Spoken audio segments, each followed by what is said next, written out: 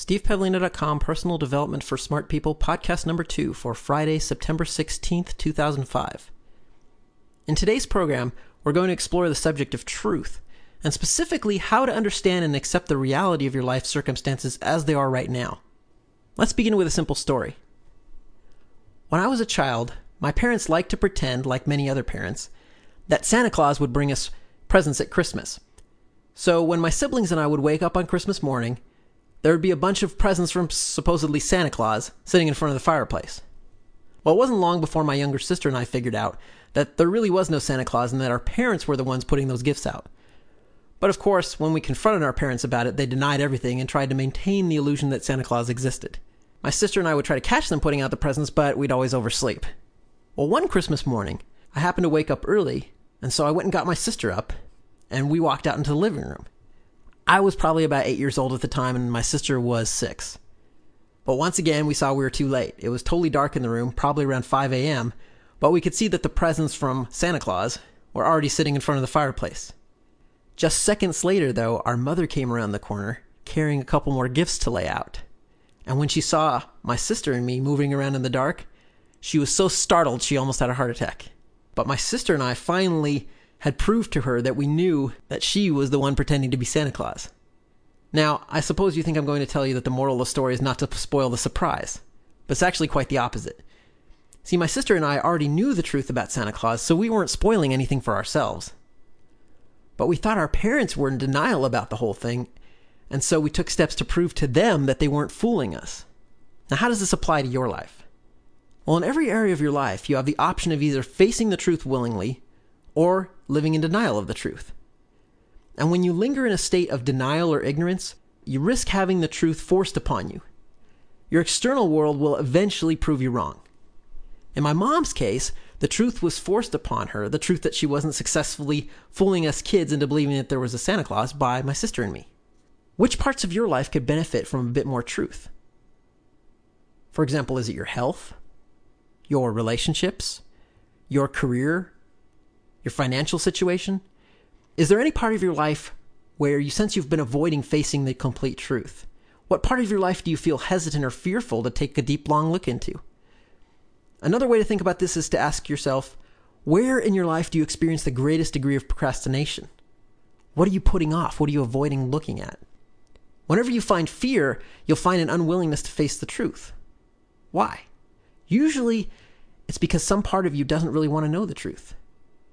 I'm not saying that ignorance is bliss, but sometimes you might find ignorance more attractive than completely accepting reality. Because at least if you're ignorant, you have the option of giving yourself the benefit of the doubt. You can take some comfort in the possibility that things might not be as bad as you suspect they are. So if you don't face the truth, you can continue imagining this full range of possibilities. But if you get all the facts, then most likely that range is going to be significantly narrowed, right? Unfortunately, as we know, ignorance will often make the problem worse. You can't solve the most difficult problems of your life until you fully understand them. Or as Albert Einstein said, the significant problems we have cannot be solved at the same level of thinking with which we created them. But in order to move to a higher level of thinking, you first have to understand the situation you're actually in. And that means dragging the whole messy thing out into the light and taking a long look at it and eventually confronting the truth of the matter. Many people avoid facing and accepting the truth because they feel that even if they know the truth, they still can't do anything about it. So maybe it's better just not to know. But of course, we know that that's a mistake. In the long run, facing the truth is empowering. When you move past your denial and ignorance, that empowers you to take action. Fuzzy thinking is very demotivating. Not knowing the truth is demotivating. But clarity, even in the face of circumstances you'd rather avoid thinking about, clarity has a way of providing its own motivation. So first you have to face the truth. Then once you've done that, you'll be in a much better position to figure out what to do about it. But keep these two steps separate. When you're looking to face the truth of your situation, don't worry about how you'll handle it afterwards. Facing the truth should never be conditional upon your knowing how to handle each contingency in advance. As an example, for many years I worked as a computer game developer. I got started in that field when I was 22 years old. But after working in that industry for more than a decade, I started to see that the work wasn't as fulfilling to me as it once was. I was entertaining people, of course, but I began to feel that I'd be better suited to doing something else. So in my early 30s, I knew I didn't want to devote my entire working life to developing entertainment software. In fact, I knew most of all, I really wanted to work in the field of personal development. But when I thought about that, I immediately started thinking, how can I possibly manage such a big transition? These are completely different lines of work. I was deeply involved in running an independent game publishing company. So because I couldn't see a way to make it work in advance, of course I sank back down into a state of denial. I tried to convince myself that my current line of work was just fine, and that I'd be best off sticking to my current plans. I told myself, well, someday I'll be in a position where transitioning will be easier. But really, I was avoiding facing my feelings and just kind of lowering my awareness to sink back into the work that I was already doing. But really, I was just avoiding facing my true feelings and doing my best to just keep on working as an excuse to avoid thinking about it. But I was making the classic mistake of avoiding facing the whole truth of the matter and living in denial of the truth because I didn't see that I could actually do anything about it. Eventually, I realized that this was the wrong way to go about things. I was actually lowering my awareness by pretending that everything was okay. So I finally admitted to myself that it was not okay. I was in the wrong line of work for me. And even if I couldn't see a way to transition, that still didn't change the fact that I was in the wrong line of work for me. So I actually put myself in a situation where I knew that my current line of work was wrong for me, but I still didn't see how to change it, at least not as quickly as I felt was necessary.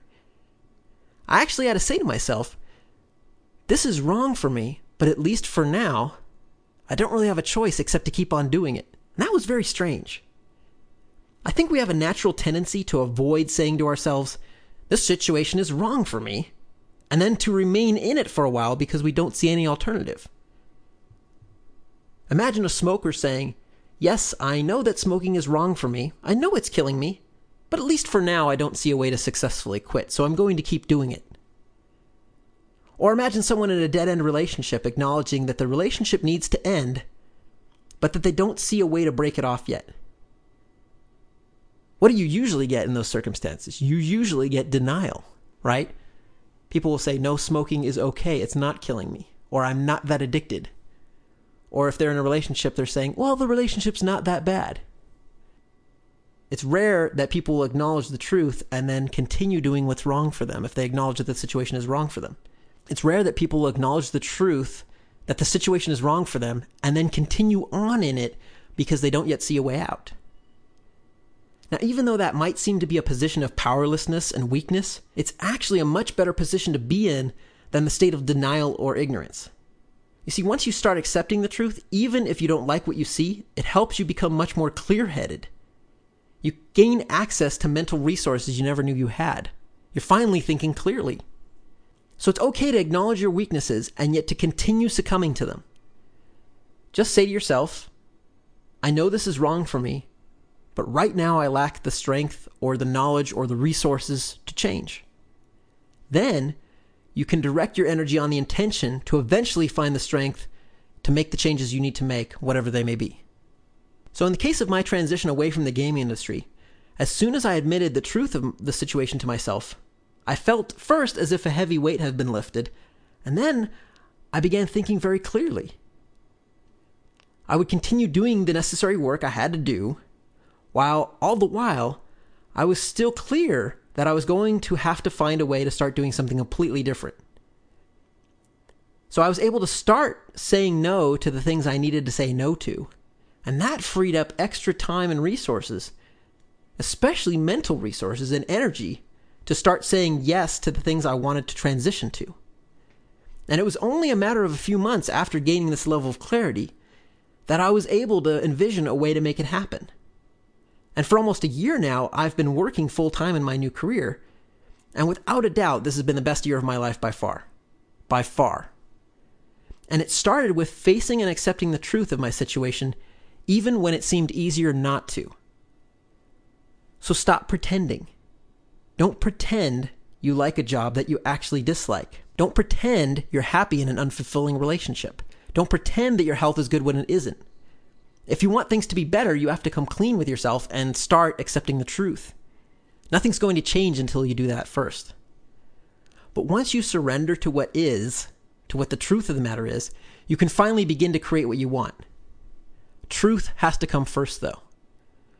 When you accept the whole truth of whatever situation you find yourself in, you'll then be in a position to make better decisions because they'll be based on reality instead of on wishful thinking, or on denial, or on ignorance.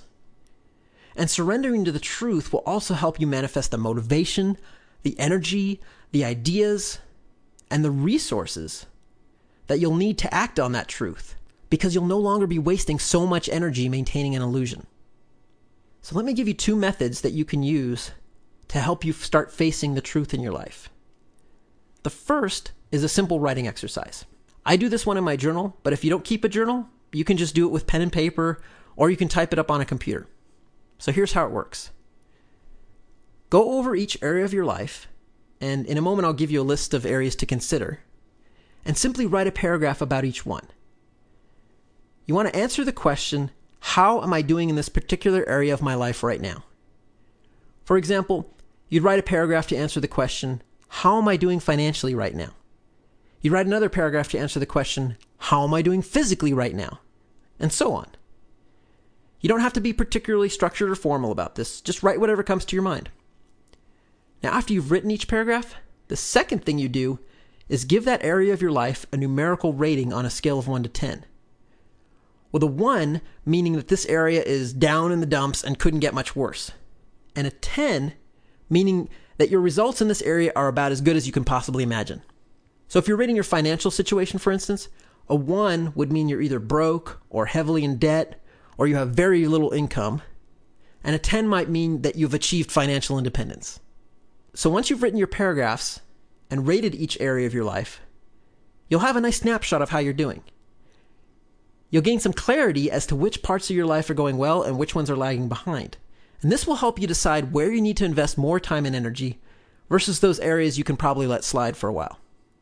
Let me give you a list now of a dozen different areas of your life for you to consider. And for your convenience, I'll also provide this list on the blog entry that accompanies this podcast. You might even think about how you'd rate these areas on a scale of 1 to 10 right now as you listen to them. So here they are. Number 1 is your work. That's your career, your job, or your business. Number 2 is financial. Your income, savings, investments, assets, and debt if you have any. Number 3 is your relationship, which means whatever intimate relationship you happen to have or want to have. In my case, this means my marriage. Number 4 is your home and family, your home life and your relationships with other family members. Number 5 is your physical health. That's your diet, exercise habits, staying free of disease, and especially your overall energy level. Number 6 is mental. That's your knowledge, education, talents, and skills. Are you learning new ideas and developing your talents? Number 7 is social. Your friends, your social experiences, networking with other people, belonging to clubs and organizations. Number 8 is emotional. How do you generally feel about your life? Are you feeling positive and optimistic or negative and pessimistic? Are you paying enough attention to the warning signs of negative emotions? Number 9 is spiritual. That's your religious beliefs and your philosophy of life, which would include your sense of purpose and your overall level of clarity as to your existence and your place in the universe. Number 10 is your character. How strong is your sense of integrity, your honesty, your courage, your compassion, your sense of honor, your level of self-discipline? Number 11 is your contribution. Are you giving something of value to the world? Do you feel you're making a difference with your life? Number 12 is fun and adventure. Are you enjoying your life? Are you experiencing what you want to experience? Now, this is my own personal list that I've been tweaking for many years, but feel free to personalize it to suit your own needs. Some people prefer a much shorter list, such as thinking in terms of just body, mind, heart, and spirit. Use whatever works best for you. I find it very helpful to go through this process about once every quarter, so just 4 times a year, that's all. I find that it gives me a great deal of clarity in thinking about where I want to focus my energy for the next quarter. And I think you'll find it very beneficial as well, even if you just do it once. Now, the second way to bring more truth into your life is to get feedback from other people. For example, ask a friend you trust for his or her opinion on the status of your marriage. Or better yet, ask your spouse directly how your marriage is going. Ask your children how they think you're doing as a parent. When I ask my 5-year-old daughter, Emily, "How do you think I could be a better daddy for you?" her answers are often amusing, but they're also very enlightening. Ask your boss or a coworker for their opinion on your job performance or your future career possibilities. Ask them what they think that your key strengths and weaknesses are. You can also consult with professionals like a financial advisor or a doctor if you want to take a deeper look in specific areas like your long-term financial situation or your health. When you consult with other people, you can also ask their advice in addition to their feedback. One of the best questions that you can ask is, what would you do if you were me? And that's in regards to addressing some particular part of your life. So you might ask a close friend, what would you do if you were in the same financial situation as me? Or what would you do if you were in the same kind of relationship as me? Now, it may take some courage to ask these questions, but this can help you cut straight to the heart of the matter and begin facing the truth that you might otherwise have been avoiding. And most people are flattered when you ask for their advice, especially if they can tell that you're genuinely interested in hearing their opinion. Other people are able to see things in us that we can't see clearly for ourselves. I've often seen this pattern when doing public speaking. When I receive feedback on a speech from other speakers, for example, they can point out things I was doing that I was totally oblivious to, like mindlessly picking up a pen from the lectern and twiddling it while I spoke. So take advantage of these two methods, the writing exercise and requesting feedback from other people. They'll help you raise your awareness of your blind spots so then you can decide what you want to do about them. See, facing the truth raises your awareness. Running from the truth lowers your awareness. One of the bravest things you can do, and one thing that will help you tremendously in your own personal growth, is simply to begin with facing the truth of your life as it is right now. Just accept the reality of where you are right now. I'd like to end this podcast with another Christmas story. In addition to pretending to be Santa Claus, my mother would also do her regular Christmas shopping, and she'd usually have it done well in advance of December 25th. We typically set up the Christmas tree the weekend after Thanksgiving, and then my mom would wrap her gifts for the family and set them under the tree. But as a child, I found it rather torturous to see these gifts just lying there for several weeks before I could open any of them. So one year when I was maybe 11 or 12 years old, I got the idea to open up my gifts in advance. So when no one was around, I'd grab a gift from under the tree, sneak off to my room with it, and use a pocket knife to cut the tape and open it very carefully. Then, after I saw what the gift was, I'd reseal the wrapping paper with new tape, and then I'd return the gift to its previous location under the tree. Then I'd repeat that, and a few days later, I'd know what all my gifts were.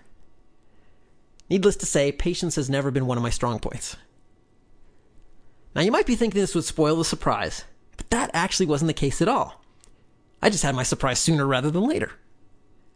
And that made the next month, waiting for Christmas, even better because I could anticipate the gifts I was actually going to receive.